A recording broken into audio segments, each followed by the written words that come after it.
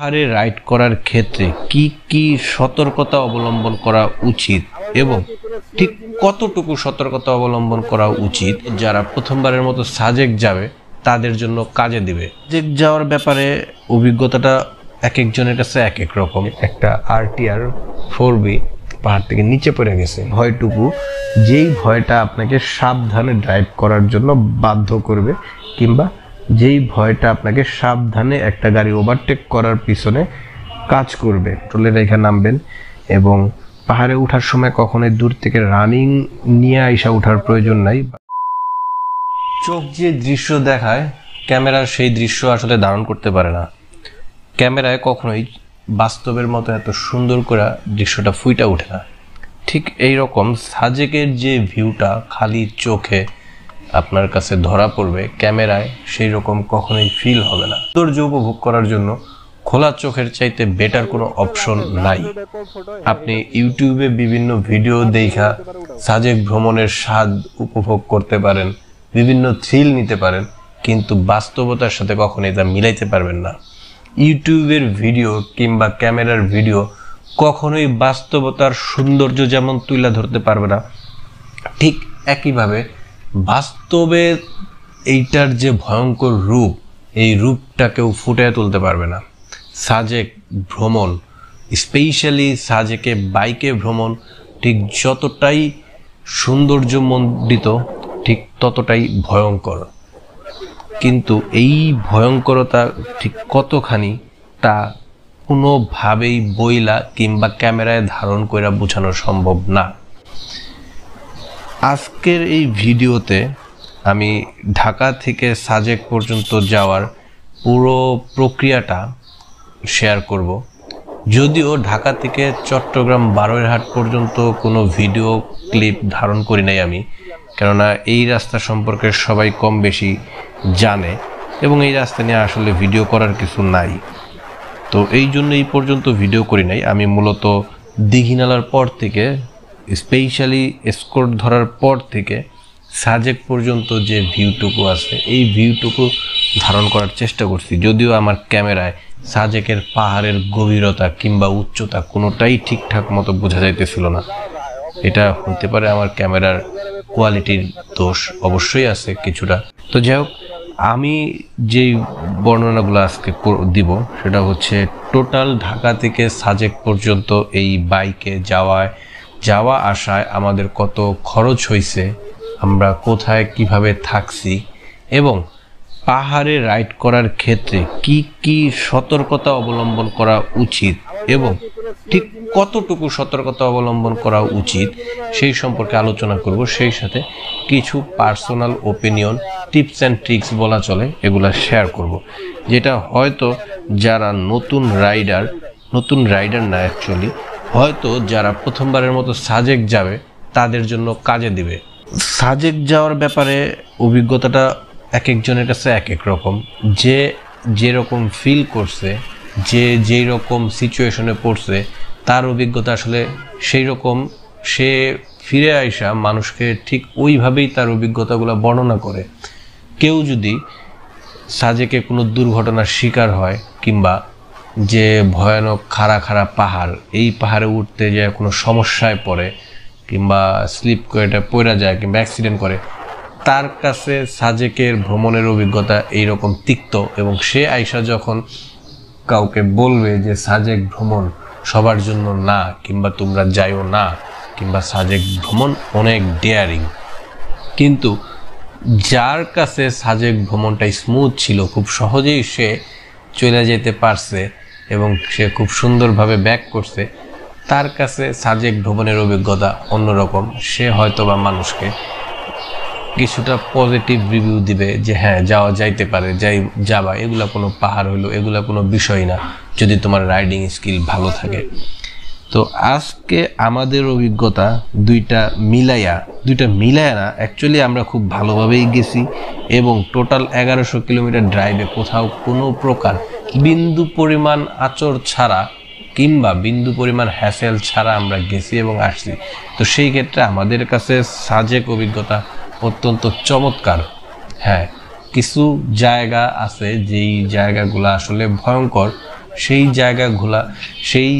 জায়গাগুলা কিভাবে আমরা অতিক্রম করছি, কিংবা সেই জায়গাগুলা আসলে কিভাবে সহজে ড্রাইভ করে যাওয়া যায়, সেই টিপসগুলাই আজকে শেয়ার করব। প্রথমে যদি বলি সাজেকে মোটরসাইকেল নিয়ে যাওয়া, তো মূলত সাজেক না, অ্যাকচুয়ালি মূলত যে কোনো জায়গায় মোটরসাইকেল নিয়ে ট্যুর দেওয়া হচ্ছে বেস্ট অপশন। কেন? হয়তো বা গরমের রোদ্রে, ঠাডা পড়া রোদ্রের মাঝখানে ড্রাইভ করে যাওয়া লাগে, কিন্তু কোনো জায়গায় সহজে যাওয়া এবং ওই জায়গাটা ফিল করার জন্য মোটরসাইকেলের চাইতে বেস্ট কোনো অপশন নাই। কোনো ট্যুরের জন্য বাইকের চাইতে বেস্ট কোনো অপশন নাই আমার মতে, আমার নিজের পার্সোনাল ওপিনিয়নে। তো সাজেক যাওয়ার জন্য প্রথমেই যেই জিনিসটা আপনাকে মাথায় রাখতে হবে, সাজেক ঢাকা থেকে বা আমরা যেই জায়গা থেকে গেছি টঙ্গী, গাজীপুর, কলেজ গেট থেকে, আমাদের এখান থেকে গুগল ম্যাপে সাজেকের দূরত্ব দেখাইছে 350 কিলোমিটার। 350 কিলোমিটার যাওয়ার জন্য আপনাকে ঠিক ওইভাবেই, আপনি যত ভালো রাইডার হন না কেন, কিংবা আপনি হাইওয়েতে যতই 100 টানেন না কেন বা 100-150 টানেন না কেন, হাইওয়ের যে গুগল ম্যাপের ডিস্টেন্স ওয়াইজ যে টাইমিং দেওয়া থাকে যে 350 কিলোমিটার যাওয়ার জন্য আপনার সময় 9 ঘন্টা কিংবা 8 ঘন্টা, যেটাই শো করে না কেন গুগল ম্যাপ, বাস্তবেও আপনার যাইতে ঠিক ততটা সময়ই লাগবে। গুগল ম্যাপ হয়তোবা এভারেজ 30-35 কিলোমিটার পার আওয়ার দেখাইতেছে এই 350 কিলোমিটার কাভার করার জন্য। বাস্তবেও আপনার তাই লাগবে যত দ্রুতই আপনি গাড়ি চালান না কেন। এইটা আমি আমার পার্সোনাল অভিজ্ঞতা থেকে বলতেছি, এবং আমি আরও ভাই ব্রাদার যাদের কাছ থেকে বিভিন্ন সময় বিভিন্ন উপদেশ নিছি বা টিপস অ্যান্ড ট্রিক্স নিছি, তাদের কাছ থেকেও আমি শুনছি যে আসলে এই সময়টাই লাগে। হাইওয়েতে আপনার এভারেজ স্পিড 35 থেকে 40ই হবে, এর বেশি পারবেন না। কি কারণে পারবেন না? কিছু জায়গা আছে বাজার যেখানে আপনার স্পিড অটো কমে আসবে, আপনি এক জায়গায় হয়তো 120 চালাবেন, কিংবা 120 আসলে সবসময় সবাই চালায় না, ম্যাক্সিমামই চালাবেন হাইওয়েতে হয়তো বা আপনি 100-110, 90 থেকে 110 এর মধ্যেই থাকবে আপনার গাড়ি। কিন্তু কিছু বাজারে আপনার স্পিড নাই মারবে 20-25-30-এ। আবার আপনি যখন যাবেন একটানা 70 কিলোমিটার যাওয়ার পরে বা 30-40 কিলোমিটার যাওয়ার পরে আপনি একটা ব্রেক দিবেন, আপনার কাছে মনে হইতে পারে এই ব্রেকটা আমি 10 মিনিটের ব্রেক দিব। যদি আপনি একা ড্রাইভ করেন তাহলে হয়তো বা 10 মিনিটের ব্রেকই আপনি দিবেন, শুধুমাত্র পানি, চা এবং যদি স্মোকিং করেন স্মোকিংয়ের জন্য। কিন্তু যদি বন্ধু বান্ধব সহ ড্রাইভ করেন কিংবা গ্রুপ ড্রাইভ করেন তাহলে কখনোই 10 মিনিটের ব্রেকে কাভার হবে না। আপনি নিজের অজান্তেই দেখা গেছে যে 20-25-30 মিনিট পার করে ফেলবেন একটা ব্রেকে, তো এইখানে আপনার টাইম অনেকখানি কাভার হয়ে যাবে। আবার পুরা রাস্তা আপনি হাইওয়ে পাবেন না, আপনার হাইওয়ের মধ্যে দেখা গেছে 50% হাইওয়ে পাবেন, 50% হয়তো বা লোকাল রোড পাবেন। আর যদি সাজেক যান তাহলে দেখা গেছে 1/3 অংশই পাবেন আপনি পাহাড়, টিলা এবং এলাকার ভিতরের রোড। সেখানে তো কখনোই সম্ভব না আপনার স্পিড 40-45 প্লাস সবসময় ধরে রাখা, হয়তো বা কিছু কিছু সময় 40-45 প্লাস ধরতে পারবেন, ম্যাক্সিমামই আপনার 40-এর নিচে স্পিড রেখেই যাইতে হবে। তো সাজেক যাওয়ার জন্য আমাদের যে প্লেস, সেই প্লেস থেকে ডিস্টেন্স দেখাইছে 350 কিলোমিটার। এখন সাজেক ঢোকার ক্ষেত্রে 2টা সময় স্কোর দেওয়া থাকে, যেটা কিনা দিঘিনালা থেকে ধরতে হয়। অনেকেই আপনারা জানেন যে দিঘিনালা থেকে স্কোর ধইরা তারপরে আপনার সাজেক যাইতে হয়। তো স্কোরগুলো সচরাচর ছাড়ে, একটা সকাল 10টায়, একটা বিকাল 3টায়। এটা হচ্ছে কমন টাইম, এটা আমরা সবাই জানি। কিন্তু আমরা এবার যেটা দেখছি, বিকাল 3টার স্কোর তারা 2:30টায় ছেড়ে দিছে। হ্যাঁ, তো আধা ঘন্টা আগে তারা স্কোর ছেড়ে দিছে। তো এইরকম হয়তো বা আধা ঘন্টা এদিক সেদিক হইতে থাকে। সো যদি আপনি স্কোর ধরার টাইমিং হিসাব করেন বিকাল 3টা, তাইলে আপনাকে অবশ্যই সেইখানে 1 ঘন্টা আগে যা পৌঁছাইতে হবে। কেন 1 ঘন্টা আগে বলছি? হয়তো বা 1 ঘন্টা আগে আপনার কোনো কাজ থাকবে না, ওইখানে যা করার মতো কিছু খুঁজে পাবেন না, কিন্তু it's better to be there before 1 hour. কেননা যদি কোনো কারণে স্কোরটা আপনার 2:30টায় ছাইরা দেয় কিংবা 10টার স্কোর যদি 9:30টায় ছাইরা দেয়, তাতে যেন আপনার কোনো সমস্যা না পড়তে হয়। হ্যাঁ, তো এই জন্য 1 ঘন্টা যদি বেশি মনে হয় তাহলে চেষ্টা করবেন আধা ঘন্টা থেকে 40 মিনিট আগে যেন আপনি এসকর্টে পৌঁছাইতে পারেন। তো যদি আপনি বিকালের এসকর্ট ধরতে চান, মানে 3টার এসকর্ট, যারা রাত্রে ড্রাইভ করতে চায় না, স্পেশালি আমরা যেমন রাত্রে ড্রাইভ করতে চাই নাই, এই জন্য আমাদের টার্গেট ছিল আমরা বিকালের এসকর্টটা ধরবো। বিকালের এসকর্টটা ধরার জন্য আমরা এয়ারপোর্ট থেকে রওনা দিছি সকাল 5টায়। ঠিক একইভাবে আপনাদেরও ঠিক এই সময়টাই রওনা দিতে হবে যদি কেউ বাইক নিয়ে বিকালের এসকর্ট ধরতে চায়। আর যদি কেউ সকাল 10টার এসকর্ট ধরতে চায় তাহলে আপনাকে আগের দিন রাত্রেবেলা রওনা দিতে হবে। এটা হতে পারে রাত্রি 9টা-10টার সময় রওনা দিতে হবে। সেই ক্ষেত্রে আপনাকে ফুল নাইট ড্রাইভ করে যেতে হবে, ঠিক আছে। অনেকে 3টা-4টায়, রাত 3টা-4টায় রওনা দিয়েও হয়তো বা সকালের এসকর্ট ধরতে পারে, কারণ রাত্রেবেলা রাস্তা ফাঁকা থাকে, একটু টাইডা যায়, কিংবা রাস্তায় জ্যাম কম থাকে, তারা যাইতে পারে। বাট আমি কখনোই পার্সোনালি, স্পেশালি আমি না, আমার গ্রুপে যারা আছে বন্ধু বান্ধব, আমরা কখনোই রাতের ড্রাইভটাকে সাপোর্ট করি না। কারণ রাত্রে হইতে পারে যে পরিবেশ ঠান্ডা থাকে, গাড়ির চাপ কম থাকে, কিন্তু রাত্রে ভিজিবিলিটি অনেক কমে আসে। রাস্তা, স্পেশালি নতুন রাস্তায় যাওয়ার ক্ষেত্রে আপনি জানেন না রাস্তার কোথায় ভাঙা। নতুন রাস্তা না, একই রাস্তায় যদি আপনি বারবার যাওয়াও অভ্যাস থাকে, তাও আপনি জানবেন না হাইওয়ের কোথায় ভাঙা, কোথায় কাজ করা হয়েছে, কোথায় একটু মাটি আঁচড় দিয়ে রাখা হয়েছে।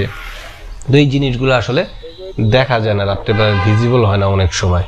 আবার এর সাথে রাত্রে নানা রকম দুর্ঘটনা, যেমন ডাকাতি বলেন, ছিনতাই বলেন, এইগুলোর একটা চান্স থাকে।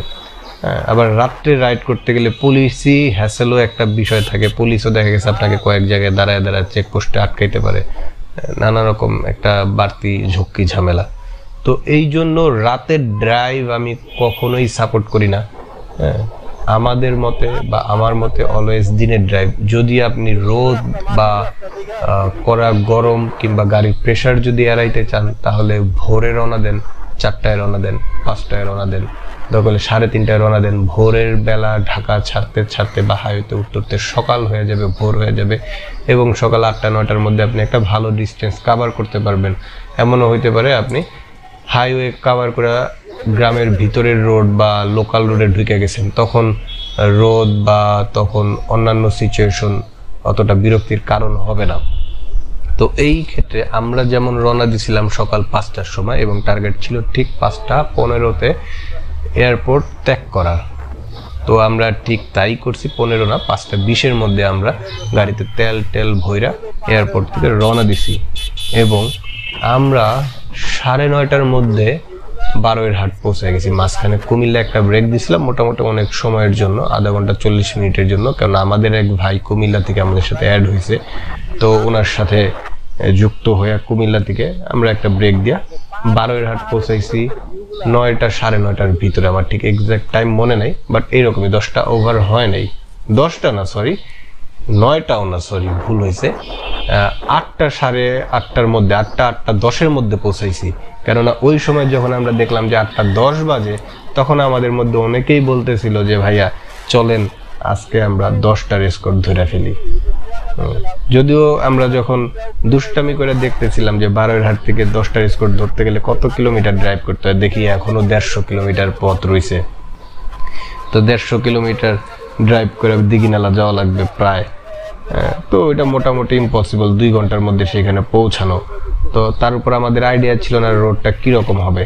আমরা ভাবছি ফ্রেশ রোড, দিঘিনালার পর থেকে হয়তো বা পাহাড়ের দেখা পাবো, কিন্তু না, আমরা বারোয়ারহাট থেকে একটু ভিতরে ঢোকার পরেই বিভিন্ন পাহাড় বলেন, টিলা বলেন, এই পাহাড়ি রোডের স্বাদ পেয়ে গেছি, পাহাড়ের দেখা পেয়ে গেছি। তখনই বোঝা শেষ যে এই রোডে আসলে এই যে আমরা বলছি যে এখনো আমাদের হাতে 8টার পর থেকে 9, 10, 11, 12, 1, 2, 3 7 ঘন্টা সময় আছে বিকালের 3টার এসকর্ট ধরার জন্য এবং মাত্র 150 কিলোমিটার রাইড করার জন্য।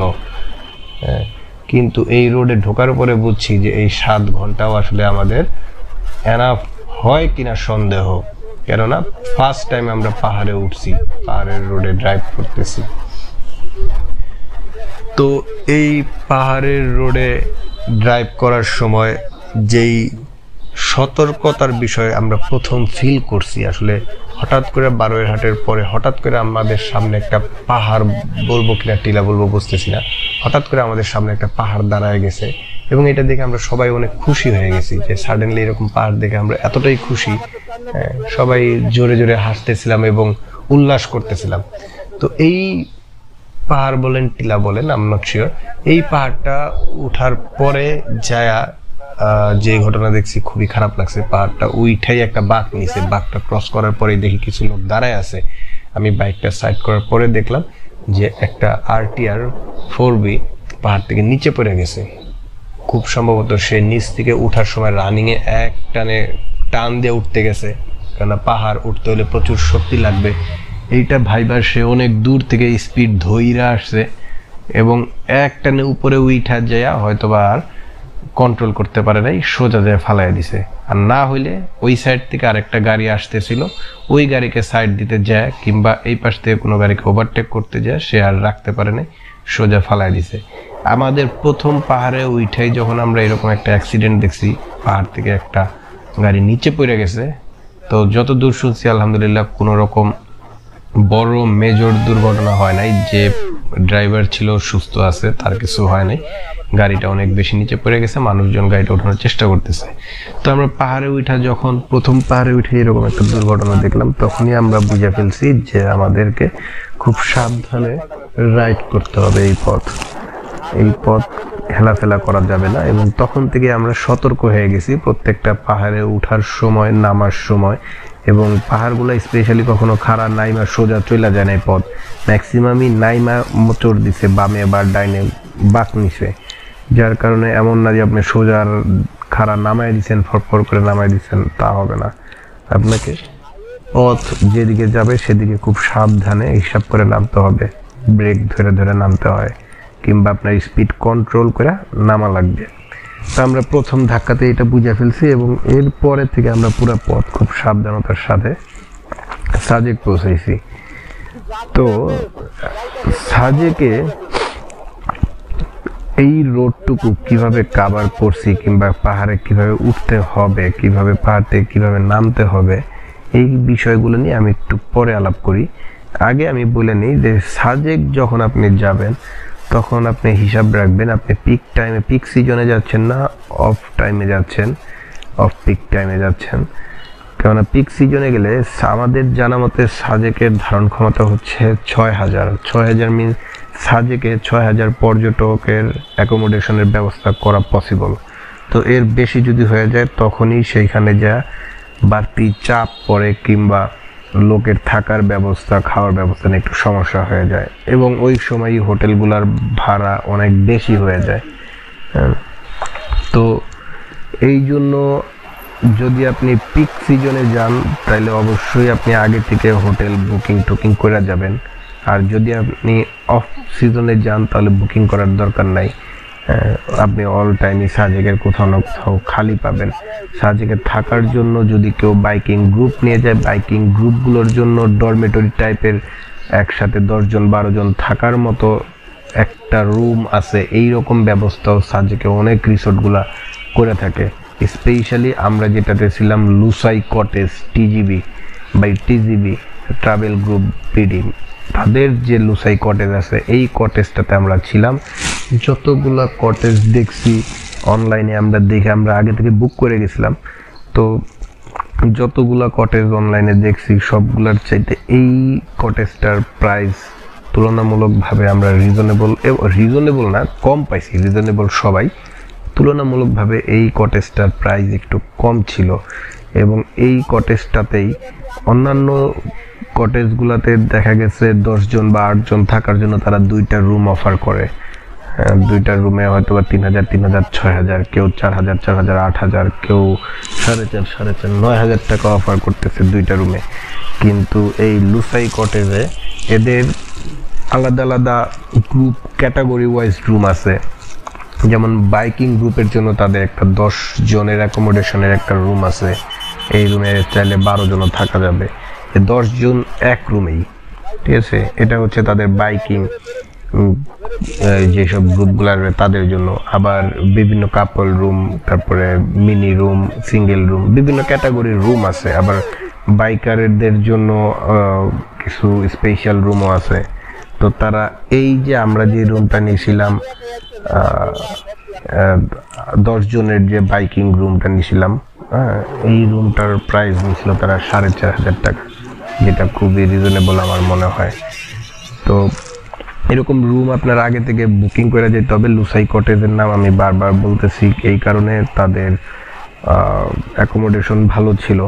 হ্যাঁ, আরেকটা বিষয় হচ্ছে অনেকেই ভিউ পয়েন্ট বা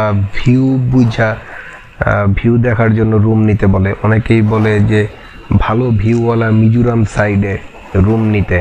হ্যাঁ, কিন্তু যখনই আপনি ভালো ভিউওয়ালা মিজোরাম সাইডের রুমগুলো নিতে যাবেন এবং উপরে টপ ফ্লোরের রুমগুলো নিতে যাবেন, ওগুলার প্রাইস রেঞ্জ একটু বেশি হবে, একটু বেশি হয়।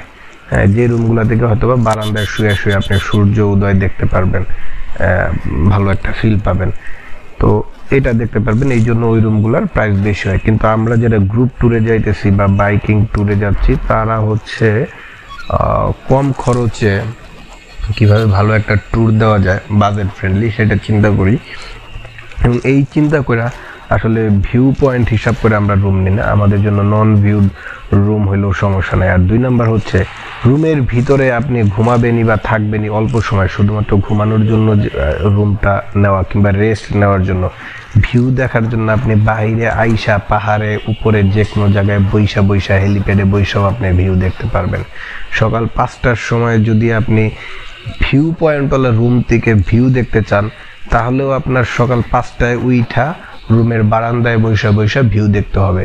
তাইলে যদি আপনি সকাল 5টায় উঠতেই পারেন, উইঠা যদি রুমের বারান্দায় শুয়া ভিউ দেখতেই পারেন, তাহলে একটু কষ্ট কইরা বাহিরে আইসা আপনি পাহাড়ের উপরে যে কোনো জায়গায় বৈশা ভিউ দেখতে পারবেন। এবং ওই সময় লোকজন একটু কম থাকে। তো 5টায় সেই উঠাই লাগবে, আপনি ভিউ পয়েন্ট রুম নেন, নন ভিউড রুম নেন, আপনাকে 5টায় উইঠা ভিউ দেখতে হবে। ভিউ দেখার জন্য আসলে এর কোনো বিকল্প নেই। এমন না যে ভিউ পয়েন্ট রুম নিলে আপনি সারাদিনই ভিউ দেখতে পারবেন। সেই ভিউ দেখবেনই হয়তো বা 5টায়, নইলে সন্ধ্যার সময়। তো সন্ধ্যার সময় সচরাচর আমরা রুমের বাইরেই সবাই থাকি, আড্ডা দিই, তো ওই সময় রুমে থাকার কোনো প্রয়োজনীয়তা নাই। আবার সকাল 5টায় যদি ভিউ দেখতে চান, তাহলে আপনার ঘুম ভাঙা উঠা তারপরেই দেখা লাগবে। সো উঠা একটু নয় কষ্ট করে বাইরে এসে দেখলেন চা খাইতে, তাতে এমন আহামরি কোনো ক্ষতি হবে না। সো রুম নেওয়ার ক্ষেত্রে তো আমি বলবো যে ওই মিজোরাম সাইড বলেন, অনেক ভাইরাই আমাদেরকে পরামর্শ দিচ্ছে যে মিজোরাম সাইডে এই ভিউ পয়েন্ট দেখে রুম নেওয়ার জন্য, কিন্তু আমরা আসলে বাজেটে কুলাইতে পারি নাই। আর হচ্ছে যে আমাদের কাছে মনে হয়েছে এই যে রিজনগুলো একটু আগে বললাম, যে আসলে এরকম কোনো দরকার নাই। আমরা রাত্রে ঘুমাবো, সারাদিন ড্রাইভ করে যাব, সন্ধ্যার সময় বাহিরেই থাকবো, রাত্রে যায় ঘুমাবো, সকালবেলা 5টার সময় উঠা রুমের বারান্দায় বসে নয় ভিউটা না দেখে আমরা একটু বাহিরে যা দেখলাম, তখন বাইরের পরিবেশ, রাস্তা, সাজেকের রাস্তার ফিল, ওয়েদারের ফিলটাও নেওয়া হইলো, একই কথা। সো রুমে বসেই দেখা লাগবে। এবং হ্যাঁ, কাপল হইলে যদি একটু রোমান্টিকতা জাগে মনের মধ্যে, আপনি তখন ওইখানে বৈশা আপনার পার্টনারের সাথে শুয়া বৈশা হয়তোবা কাঁধে হাত রাইখা সুন্দর করে হেলান দিয়া ভিউ দেখলেন, সেটা হয়তোবা আরেক রকম ফিলিংস হইতে পারে। কিন্তু যারা গ্রুপ রাইডিংয়ে যাচ্ছেন তাদের জন্য আমার মনে হয় বাজেট ফ্রেন্ডলি ট্যুর দেওয়ার জন্য এইরকম ভিউ পয়েন্টওয়ালা রুমের কোনোই প্রয়োজন নাই। আচ্ছা, রুমের কথা যেটা বললাম, আমরা গেছিলাম আসলে ঠিক ঈদের পরের দিন। তো এই সময়ের রুম আগে থেকে বুকিং দেওয়ার দরকার ছিল না, কেননা আমরা 6,000 অ্যাকোমোডেশনের মধ্যে মাত্র 2700 লোক সাজেকে ঢুকছে ওই দিন, ঈদের পরের দিন। তো ওই সময় আমরা ম্যাক্সিমাম হোটেল খালি পাইতাম, তারপরে আমরা কোনো রিস্ক নিতে চাই নাই এবং না নেওয়াটাই উচিত। কেননা তার ঠিক একদিন পরেই সাজেকে প্রচুর লোক গেছে এবং নিউজে অনেক জায়গায় দেখা গেছে যে কক্সবাজারের মতো সাজেকেও মানুষ পথে ঘাটে রাস্তাঘাটে বৈশা করতেছে, রেস্ট নিতেছে হোটেল না পেয়া। তো এটা ছিল রুমের ব্যাপার। খাওয়ার ব্যাপারে সাজেকের খাবার সব জায়গায় মোটামুটি একরকমই খাবারের কোয়ালিটি। তো খাবারের জন্য অনেকেই প্রিফার করে সেনাবাহিনীর একটা আছে, রেস্টুরেন্ট আছে, ওদের খাবারের মান ভালো এবং প্রাইসও রিজনেবল। কিন্তু আমরা যা দেখলাম, হয়তো জানি না, আমরা ওইখানে এক বেলা খাইছি, বাকি 2 বেলায় আমরা 2 জায়গায় খাইছি। তো আমরা কম্পেয়ারিং টু আদার্স অন্য জায়গার প্রাইস রেঞ্জও মোটামুটি একই, হ্যাঁ, এবং খাবারের মান সবারই ভালো। সো এমন না যে আপনাকে টার্গেট নিয়ে শুধুমাত্র সেনাবাহিনীর ওই হোটেলেই খাইতে হবে। এবং খাবারের যে রেট বা মেনু চার্ট আমরা যে কয়েকটা রেস্টুরেন্টে জাস্টিফাই করার চেষ্টা করছি বা জাজ করছি, দেখছি যে সবার রেট সেম, সিমিলার, একই, ভ্যারিয়েশন নাই। হ্যাঁ, আর খাবার কোয়ালিটি তো বললাম যে ওই রেস্টুরেন্টে আমরা এক বেলা খাইছি এবং বাকি 2 বেলা আমরা অন্য রেস্টুরেন্টে খাইছি এবং খাবারের টেস্ট আমাদের কাছে কোথাও খারাপ লাগে নাই, প্রাইসও একই মনে হয়েছে। সো কেউ যদি আপনাদেরকে রেকমেন্ড করে শুধুমাত্র সেনাবাহিনীর ওই রেস্টুরেন্ট, হ্যাঁ, তাহলে আসলে ওইরকম আহামরি টেনশনের কিছু নাই। রেস্টুরেন্ট সবগুলাই ভালো, আপনি চাইলে সেনাবাহিনীর রেস্টুরেন্টে খাইতে পারেন। সেনাবাহিনীর রেস্টুরেন্ট বলতে সেনাবাহিনীর তত্ত্বাবধানে করা একটা রেস্টুরেন্ট আছে, এমন না যে সেনাবাহিনী ওইটার উপর সর্বদা তত্ত্বাবধান করতে, মানে তদারকি করতেছে, এমন কিছু না। তো আপনি ওখানে চাইলে খাইতে পারেন। আবার যদি বাইরে খান তাতেও আপনার লস, আহামরি ক্ষতি হওয়ার কিছু নাই। যেখানেই খাবেন একটু দেখে শুনে খাবেন, এটাই স্বাভাবিক। খাবারের ক্ষেত্রে এইটা। সাজেকে ঘোরার ক্ষেত্রে আসলে ঘোরার মতো, বা যদি রিল্যাক্স ট্যুরে যান চিন্তা করে যে একসাথে 2 দিন 3 দিন থাকবেন, 2 দিন 3 দিন থাকার মতো কিছু নাই সাজেকে। সাজেকে আমার মনে হয় 1 দিন, সর্বোচ্চ 1.5 থেকে 2 দিন থাকা যাইতে পারে। কেননা সাজেকের যে সৌন্দর্য সবাই বলে, সেটা টোটালটাই হচ্ছে সকালবেলা, যেটা বলে যে সূর্য ওঠার সময়, এবং বিকালবেলা মানে সন্ধ্যার সময় সূর্য অস্ত যাওয়ার সময়। এছাড়া বাকি দিন বা বাকি সারা দিন হচ্ছে মশা মাছি মারার পালা। আর যদি আপনি এরকম শুকনার মৌসুমে যান কড়া রোদের মধ্যে, তাহলে এই কড়া রোদ্রে দেখার মতো আর কিছু পাবেন না। খুব বিরক্ত লাগবে এই রোদ, এই হিটিংয়ের কারণে। তো এই রোদের জন্য খুব খারাপ লাগবে দিনের বেলা। আর যদি বর্ষার সিজন বা শীতকালে যান তাহলে হয়তো বা দিনের বেলাও একটু ভালো লাগবে। বাট সাজেকের টোটাল পাহাড়ের এই মাথা থেকে ওই মাথা হয়তো বা 3 কিলো 4 কিলোর মতো ডিস্টেন্স হবে, আমার ঠিক আইডিয়া নেই। তবে যেটা বুঝাইতে চাইতেছি, খুব বেশি বড় না, মানে দেখার মতো বা স্টে করে ঘুরবেন, ঘোরার মতো কিছু নাই। আমরা কি করি, কক্সবাজার থেকে বিভিন্ন সময় বিভিন্ন স্পটের দিকে যাই, একটা স্পটে যাই, ওই স্পটটা একবেলা ঘুরে চলে আসি, ঠিক আছে। তো সাজেক নিজে হচ্ছে তেমন একটা সিঙ্গেল স্পট বলা চলে। আপনি গেছেন, ঘুরে চলে আসতে পারবেন বা চলে আসেন। ওইখানে থাইকা আরও 2-4টা স্পট বা জায়গা এক্সপ্লোর করবেন বা লম্বা সময় থাকবেন, এমন কিছুই নাই। সাজেকের পিছন সাইডে বা পরে কংলাং পাহাড় আছে।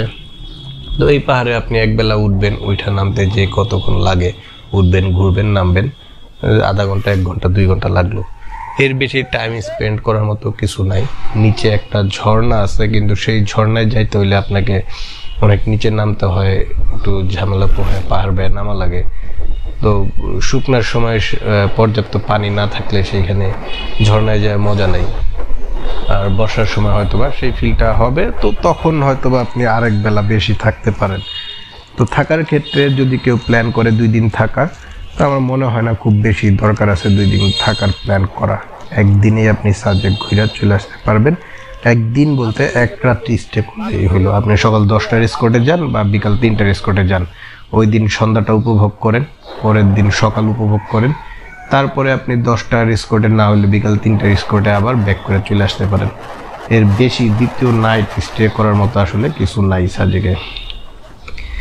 এইবার ভিডিওটা আসলে অনেক লম্বা হয়ে গেছে, অলরেডি হাফ অ্যান আওয়ার চলে গেছে। কথাগুলো হয়তো বা অনেকের বিরক্ত লাগতে পারে। তো মূল পয়েন্টে আসি। সাজেক থেকে বা আপনি খাগড়াছড়ি থেকে আপনি মোটামুটি পাহাড় পাওয়া যাবেন। বারোয়ারহাট থেকে মাটিরাঙ্গা হয়ে যখন আপনি খাগড়াছড়ি ঢুকবেন, ওই সময় থেকেই মোটামুটি পাহাড়ের স্বাদ পাবেন এবং পাহাড়ে ড্রাইভ করার ফিল এবং থ্রিল দুইটাই উপভোগ করতে পারবেন। তো ওই জায়গা থেকে সাজেক পর্যন্ত ড্রাইভ করার ক্ষেত্রে আপনাকে বেশ কিছু সতর্কতা অবলম্বন করতে হবে। সাজেক ড্রাইভ আসলে ওই রকম আহামরি কিছু না, ওই রকম ভয়ের কিছু নাই। তবে হ্যাঁ, ভয়ের কিছু নাই বলতেছি আমি, যদি আপনি সুস্থ এবং সুন্দরভাবে কোনো রকম খারাপ অভিজ্ঞতা ছাড়া সাজেক ড্রাইভ করে আসতে চান, তাহলে আপনার মনের ভিতরে অবশ্যই বাইকে একটা ভয় থাকতে হবে। তবে সেই ভয়ের মাত্রা এতটাও বেশিও হওয়া যাবে না যেন আপনি নার্ভাস হয়ে যান। আমি ভয় বলতে বুঝাইতেছি ঠিক ওই ভয়টুকু যেই ভয়টা আপনাকে সাবধানে ড্রাইভ করার জন্য বাধ্য করবে, কিংবা যেই ভয়টা আপনাকে সাবধানে একটা গাড়ি ওভারটেক করার পিছনে কাজ করবে। আমি ওই ভয় বলতেছি না যে আপনি ভয় পেয়ে নার্ভাস হয়ে গেলেন। আপনি যদি আপনার নিজের বাইকিংয়ের উপর মানে রাইডিংয়ের উপর কনফিডেন্ট থাকেন, তাহলে সাজেকে ড্রাইভ করা আপনার জন্য কোনো ব্যাপার না। হ্যাঁ, 8-10টা ছেলেপেলের মতো কিংবা আপনি ঢাকায় যে ছাপড়ি রাইডারের মতো বাইক রাইড করেন, সেই ছাপড়িগিরি ওইখানে দেখানোর দরকার নেই। আমি ভয় বলতে বুঝাইতেছি ওইটা ওভার কনফিডেন্ট হওয়া যাবে না যে এটা কোনো ঘটনাই না। আপনি কনফিডেন্টলি রাইড করবেন, কিন্তু মনের ভিতরে ভয় হচ্ছে এটাই যেন যে কোনো সময় যে কোনো দুর্ঘটনা ঘটতে পারে, সেই জন্য নিজেকে প্রস্তুত রেখে ঠিক অতটুকু সেভে ড্রাইভ করা। নাম্বার 2, সাজেকের রোডে ড্রাইভ করার ক্ষেত্রে, নট অনলি সাজেক, এটা আসলে বাংলাদেশের সব রোডের ক্ষেত্রেই, তারপর স্পেশালি বা হিল রোডে ড্রাইভ করার ক্ষেত্রে কখনোই নিজের ট্র্যাকের বাইরে যায় ওভারটেক হোক, কর্নারিং হোক কিংবা সোজা রোডে স্পিডিং হোক, নিজের ট্র্যাকের বাইরে যাওয়া যাবে না। পারলে যতটুকু পারা যায় নিজের ট্র্যাকের বাম সাইডে রাইখা, লেন, নিজের লেনের বাম সাইডে যতটুকু ধৈর্য রাইখা যাওয়া যায়। কী কারণে? অপর দিক থেকে অনেক সময় যখন গাড়িগুলা কর্নারিং করে বা আসে, কর্নারিংয়ের সময় যদি কোনো গাড়ি হঠাৎ করে চলে আসে বা বাইক কিংবা চাঁদের গাড়ি চলে আসে, তখন যেন কোনো দুর্ঘটনা না ঘটে, এই জন্য কর্নারিংগুলোর সময় স্পেশালি নিজের লেনে থাইকা কর্নারিং করবেন এবং স্পিড প্রয়োজন অনুযায়ী যথেষ্ট নামায় নিয়ে আসবেন। 3 নম্বর হচ্ছে, সাজেকে বা হিল রোডে ড্রাইভ করার সময় আমরা অনেকেই যখন আমরা দেখি যে অনেক দূর থেকে দেখতেছি আমার খাড়া রোড উঠা যেতে হবে বা পাহাড়ে উঠতে হবে, তখন আমরা কি করি, দূর থেকে স্পিডিং করে আসি। স্পিডিং করে আইসা ওই স্পিডটা বজায় রেখে মেন্টালিটি থাকে এক টানে গাড়ি উপরে উঠাই দিব যেন পাওয়ার লস না করে। আসলে ভাই, পাহাড়ের রোডে ড্রাইভ করার জন্য এইটা করার কোনোই দরকার নাই। স্পেশালি আপনি যখন সাজেকের লাস্ট 2-3 কিলোমিটার সে কর্নেল কামাল বা যে চত্বরটা আছে কামাল চত্বর, major Kamal, I am not sure, ওই চত্বর থেকে যে লাস্ট কয়েক কিলোমিটার সাজেকে যে উঠবেন, ওইখানে পাহাড় এতটাই খাড়া যে আপনি স্পিডিং কইরা আইসা উঠানোর মতো সুযোগ পাবেন না। এটা শুধু খাড়া না, এটাতে অনেক বেশি বাঁক নিতে হয়। তো স্পিডে আপনি বাঁক নিতে পারবেন না, কারণ স্পিডে বাঁক নিতে গেলে আপনার দুর্ঘটনা ঘটার সুযোগ থাকে। তো যখনই বাঁকে যাবেন তখন স্পিড কমে আসবে, সো আবার স্পিডিং কইরা উঠানোর মতো চান্সই পাবেন না।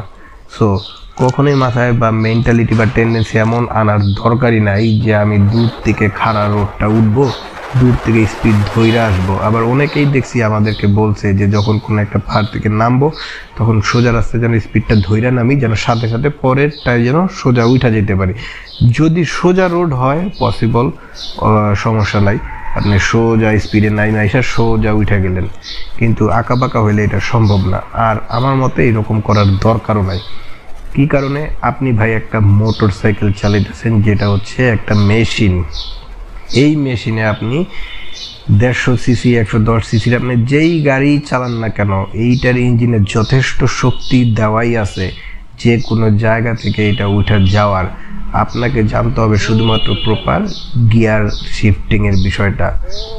আপনি যত খারাপ অবস্থায় থাকেন না কেন, গাড়ি যদি দেখেন উঠতেছেন, আপনি ফার্স্ট গিয়ারে গাড়ি নামায় নিয়ে আসেন, গাড়ি অটো উঠা যাবে, আপনার কিচ্ছু করা লাগবে না, বেশি পিক আপও মারা লাগবে না। আপনি জাস্ট খালি পিক আপটা একটু ধরে রাখবেন যেন গাড়িটা ইঞ্জিনটা রোটেট করে। ঠিক হালকা একটু ধরে রাখলে গাড়ি হয়তো 5, 10, 15 স্পিডে চলবে, বাট গাড়ি ঠিকই উঠা যাবে, দাঁড়ায় থাকবে না।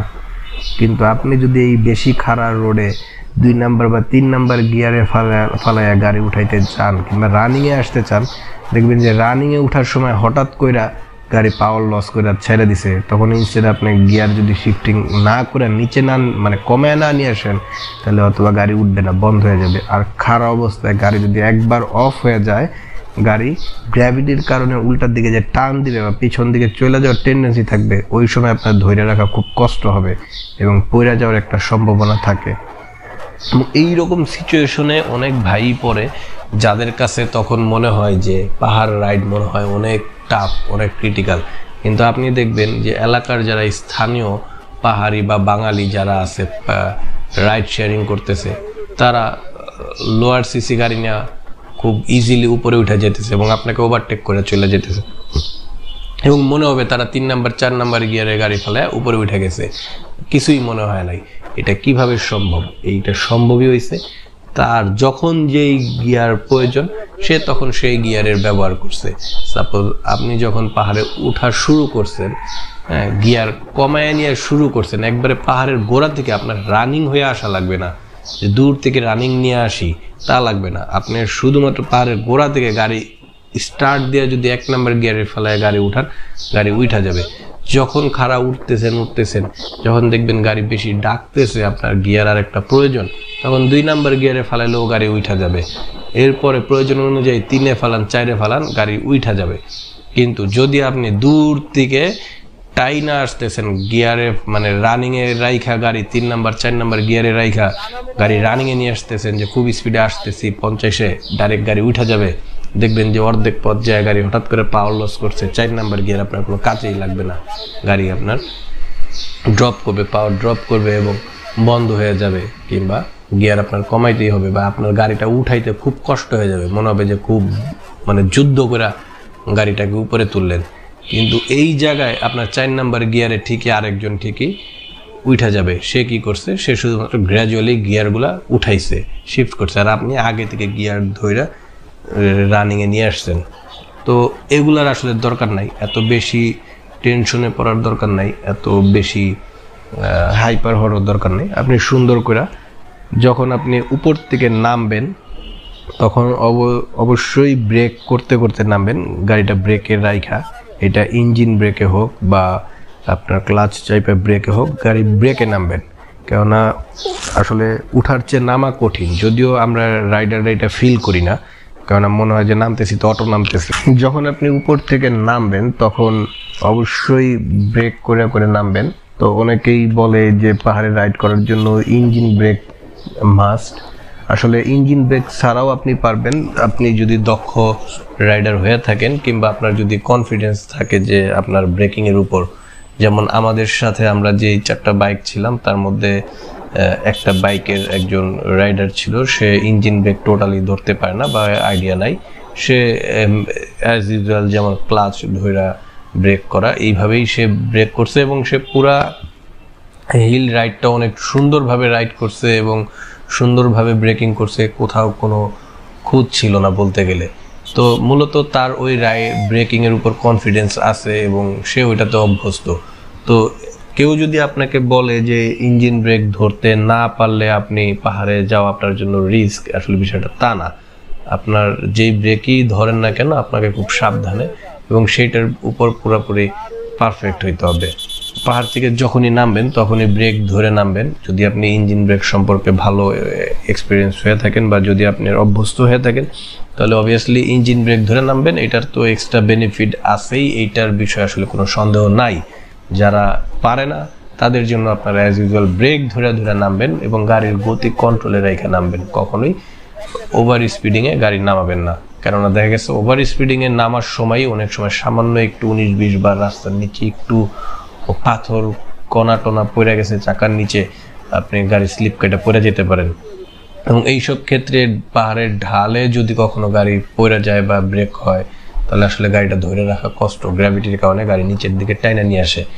তো এই জন্য অলওয়েজ ব্রেকিং বলতে বুঝাইতেছি গাড়ি আপনার নিজের কন্ট্রোলে রেখে আপনি নামবেন এবং যখন উঠবেন আপনার রানিংয়ে আসার দরকার নেই। কেননা অনেক সময় আছে রানিংয়ে উঠতে যায় অপর সাইড থেকে কোনো গাড়ি আসলে ওইটাকে ওভারটেক করতে যায়, মানে ক্রস করতে যায়, একটা বিপদ ঘটার চান্স থাকে, নিজের লেন থেকে সরে যাওয়ার একটা চান্স থাকে যদি হঠাৎ করে কর্নারিং করে, কিংবা দেখা গেছে রানিং উঠতে যে আপনার সামনের গাড়িটা হঠাৎ করে স্লো করে ফেলছে, তখন আপনার কি বাধ্য হয়েই তার ওভারটেক করে যাওয়া লাগবে, কিংবা আপনার ব্রেক ধরা লাগতে পারে হঠাৎ করে এবং আপনি পাওয়ার লস করতে পারেন।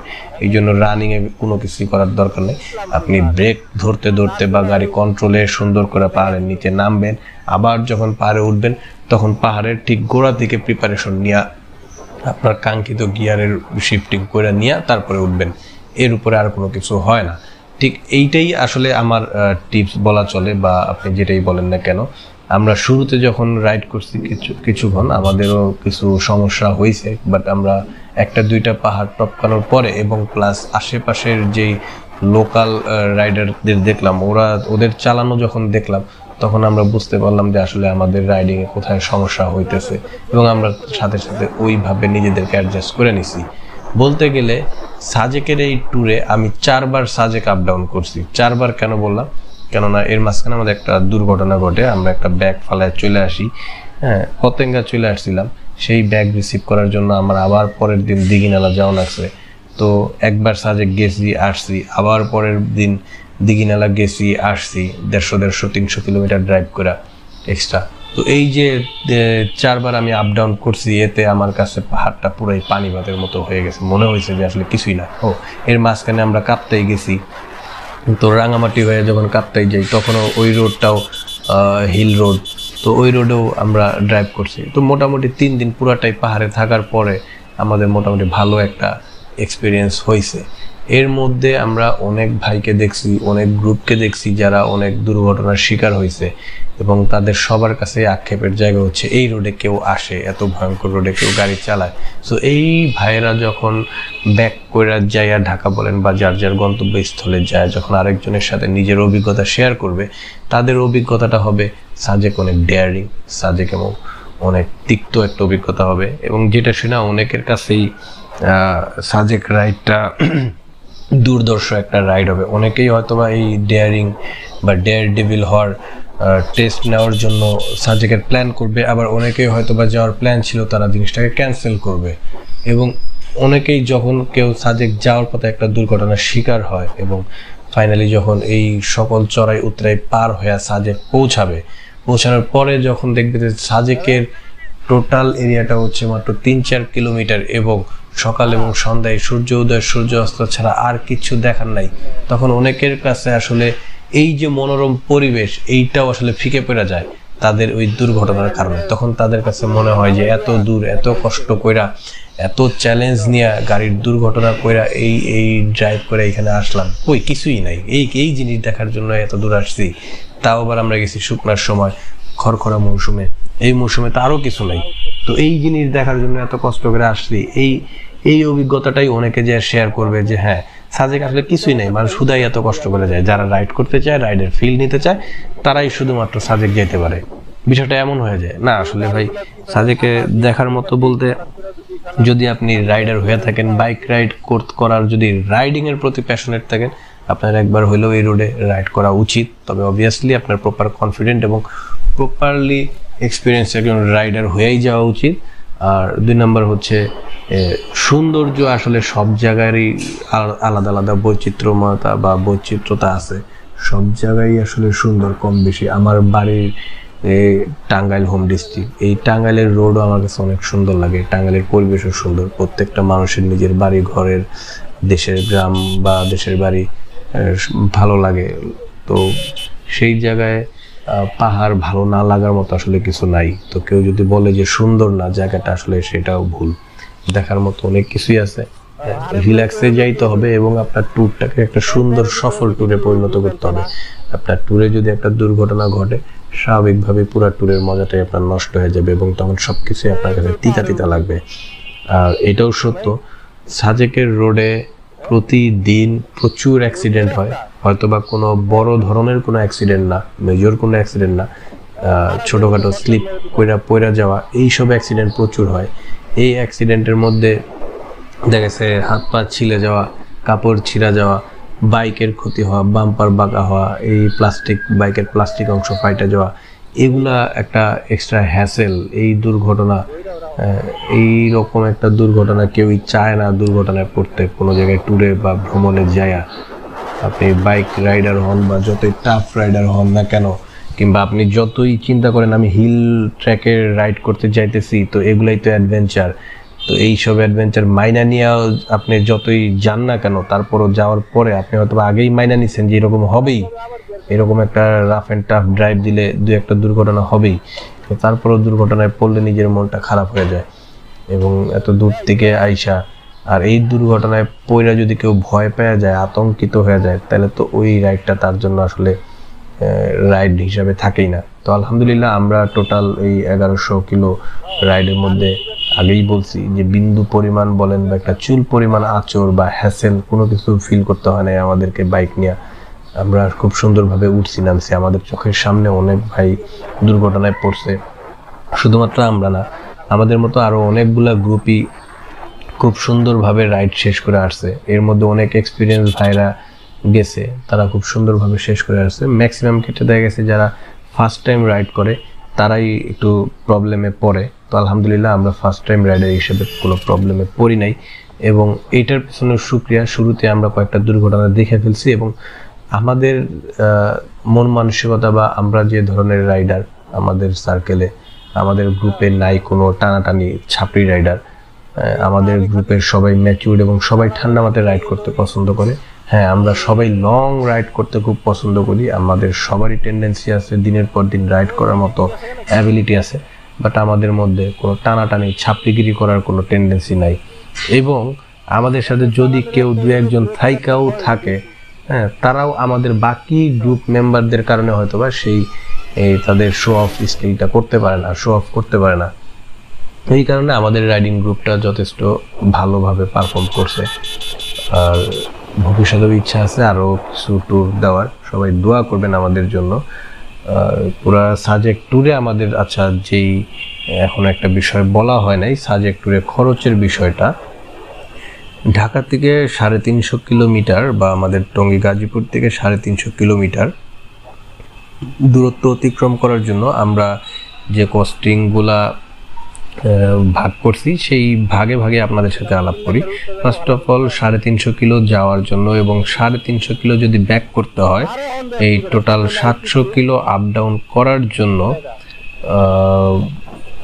আমরা হিসাব করছি আমাদের গাড়ির এভারেজ মাইলেজ 40 করে কনসিডার করছি। 40 করে কনসিডার করে কত লিটার তেল লাগে সেই হিসাবে তেলের রেটটা আমরা কনসিডার করছি, যে এভারেজ 40 করে গেলে 350 কিলো যাওয়ার জন্য টোটাল 28-30 লিটার তেল লাগবে, 20-21 লিটার তেল লাগে। তো 20-21 লিটার তেলের জন্য কত টাকা এই যা লাগে সেটা হলো সাধারণ হিসাব। তো এটা যার যার গাড়ি ওয়াইজ সে হিসাব করবে। তারপরে আমাদের হোটেলের বিল ছিল এক রাত্রি থাকার জন্য 4,500 টাকা, 8 জনের রুম।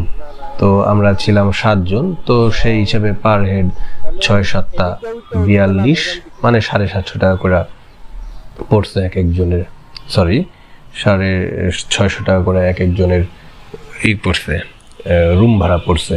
তো যে কোনো ট্যুরে বা যেখানে যান, যত দামি হোটেলেই থাকেন, সিঙ্গেলে থাকেন, ডাবলে থাকেন বা 4 রুম, 4 জন করে 2 রুমে থাকেন, ট্যুরের কস্টিংয়ের ক্ষেত্রে রুম ভাড়া সচরাচর আমরা 700 টাকা করেই ধরে রাখি, কেননা এইটাই হয়। 4 জন এক রুমে থাকলে 4-7-28, 3,000 টাকা ম্যাক্সিমাম রুম ভাড়া আসতে পারে, বা 2,000 থেকে 3,000। তো 700 টাকা হচ্ছে রুম ভাড়া অলওয়েজ, এটা হচ্ছে ট্যুর বাজেট আমাদের সব ট্যুরে। এর যে কমতে পারে বাড়তে পারে সেটা আমরা পরবর্তীতে প্লাস মাইনাস করি। তো প্রাইমারি হিসাব এটাই। খাবার ক্ষেত্রে আমাদের যে বাজেট ছিল, আমাদের বাজেট ছিল পার বেলা 200 করে 600 টাকা, যদিও সকালে একটু কম লাগে, রাতে একটু কম লাগে, দুপুরবেলা একটু বেশি লাগে। তো ওই বেশি লাগা কম লাগা মিলে হয়তো বা 500 টাকায় হয়ে যায়, বাট ওই এক্সট্রা 100 টাকা আমরা ধরি, কারণ হচ্ছে দেখা গেছে আমরা কিছু ট্রেডিশনাল খাবার কিংবা আদার্স ফুড ড্রিঙ্কস, হ্যাঁ, আদার্স কিছু খাবারের হিসাব আসে। দেখা গেছে চলতে চলতে ডাব খাইতে মন চাইলো, আনারস খাইতে মন চাইলো, কিংবা ট্রেডিশনাল একটা খাবার খাইতে মন চাইলো, যেটার জন্য এক্সট্রা করে হয়তো বা আমাদের 500-1000 টাকা খরচ করতে হইতেছে। তো ওই টাকাটা অ্যাড করে আমরা 600 টাকা কনসিডার করি এবং করি কেন বলতেছি, কারণ এর আগেও আমরা যে ট্যুরগুলো দিছি, টাঙ্গাইল গেছি, এর আগে আমরা কুয়াকাটা গেছিলাম এই বাইক গ্রুপ নিয়ে। তো প্রত্যেকবার আমরা এই হিসাবেই আমাদের বাজেটগুলো করছি এবং সফল হয়েছি। এর আগের কুয়াকাটা বাজেটে আমরা 3,500 টাকা বাজেট নিয়ে গেছিলাম এবং 3,500 টাকার মধ্যে খুব সুন্দরভাবে শেষ কইরা ঢাকায় আইসা টাকা ব্যাক দিতে পারছি। ঠিক একইভাবে সাজেকে আমরা 6,500 টাকা বাজেট নিয়ে গেছিলাম এবং যা দেখলাম 5,500 টাকার মধ্যে আমাদের পুরা 3 দিনের প্যাকেজ শেষ হয়েছে, অথবা সামান্য একটু দিক সেদিক হইতে পারে। তো খাবার জন্য যে কোনো ট্যুরে খাবার জন্য 600 টাকা, হোটেল ভাড়া পার ডের জন্য 700 টাকা, আর বাইকের তেলের হিসাব হচ্ছে ডিস্টেন্সের উপর 40 কিলোমিটার আমরা এভারেজ ধরে রাখি আমাদের বাইকের পারফরমেন্স হিসাবে। তো এটাই হচ্ছে আমাদের কমন খরচ। এছাড়া আদার্স পার্সোনাল খরচ যেটা, এটা যার যার তার। তো অবশ্যই সাজেক যাওয়ার আগে নিজের রাইডিংয়ের উপর প্রপারলি কনফিডেন্ট হইতে হবে, প্রপার রাইডিং গিয়ার নিয়ে যেতে হবে, আই মিন সেফটি যে এগুলো আছে সেফটি গিয়ার্স এগুলা ইউজ করতে হবে। আর নার্ভাস হওয়া যাবে না। আপনি পাহাড় দেখতে পারেন, আপনি পিচ্ছিল রাস্তা পাইতে পারেন, আপনি প্রচুর ঢালু পাইতে পারেন, আপনি এমন কিছু অফরোড পাইতে পারেন যেখানে মনে হইতে পারে যে গাড়ি যাবে না। তো এইসব ক্ষেত্রে নার্ভাস হওয়ার কিছু নাই। যদি বেশি নার্ভাস ফিল করেন, যদি মনে হয় যে আপনি ড্রাইভ করতে পারবেন না, তাহলে আপনার মধ্যে যারা বেস্ট রাইডার আছে আপনার সাথে, আপনি তাদের কাছে বাইকটা শেয়ার করেন, তাকে দিয়ে দেন, সে ওই জায়গাটুকু আপনাকে কভার করে দেখ, কোনো সমস্যা নেই। বাট নার্ভাস হওয়ার কিছু নাই, ভয়ের কিছু নাই। আর আরেকটা বললাম যে অলওয়েজ ঢাল দিকে নামার সময় ব্রেক কইরা কিংবা গাড়ি কন্ট্রোলে রেখে নামবেন, এবং পাহাড়ে ওঠার সময় কখনোই দূর থেকে রানিং নিয়ে আইসা ওঠার প্রয়োজন নাই, বা এরকম হয়তো বা কিছু ক্ষেত্রে করতে পারেন যখন দেখবেন সোজা পাহাড় নাইমে আবার সোজা উঠছে, ওইটা করতে পারেন। বাট সবসময় এটার দরকার নাই। চেষ্টা করবেন পাহাড়ের গোড়া পর্যন্ত অ্যাজ ইউজুয়াল আইসা পাহাড়ের গোড়া থেকে নতুন করে মনে করবেন যে নতুন করে শুরু করতেছি, বা নতুন করে বাইক স্টার্ট দিয়ে এইখান থেকে স্টার্ট করলাম, এইভাবে শুরু করবেন পাহাড়ের গোড়া থেকে ওঠা। দেখবেন যে আপনার জন্য ওঠা অনেক সহজ হয়ে যাবে। আপনার পিছনে পিলিয়ন 1 2 জন না কয়জন, এটা নিয়ে কোনো টেনশন ফিল হবে না। প্রপারলি টাইমলি প্রপার গিয়ার শিফটিংটা ঠিকঠাক মতো করলেই সব ওকে, ভয়ের কিছু নাই। সাজেক অনেক চমৎকার একটা জায়গা রাইড করার জন্য। আমরা আসলে এবার গেছি, অনেক কিছুই টাইম মেনটেন করতে পারিনি। আমাদের প্ল্যানে ছিল বান্দরবান যাওয়ার, বাট সিচুয়েশন খারাপের কারণে বান্দরবনের দিকে যাই নাই। যদিও বান্দরবন শহরে যাওয়া যেত, বাট আমাদের মূল টার্গেট ছিল থানচির দিকে যাওয়া। তো বান্দরবন গেলে যদি সব এরিয়া কভার করতে না পারি, তাহলে আসলে যা লাভ নেই। এই কারণে আর বান্দরবন না যেয়ে আমরা পতেঙ্গার দিকে চলে আসছিলাম। তো এটাই ছিল আমার সাজেক পর্যন্ত যাওয়ার অভিজ্ঞতা। সেই অভিজ্ঞতাটাই শেয়ার করলাম। অনেক বড় হয়ে গেছে ভিডিও, প্রায় 1 ঘন্টা মতো হয়ে গেছে। এত বড় ভিডিও মানুষ হয়তো বা দেখবে কিনা জানি না, অনেক লম্বা ভিডিও।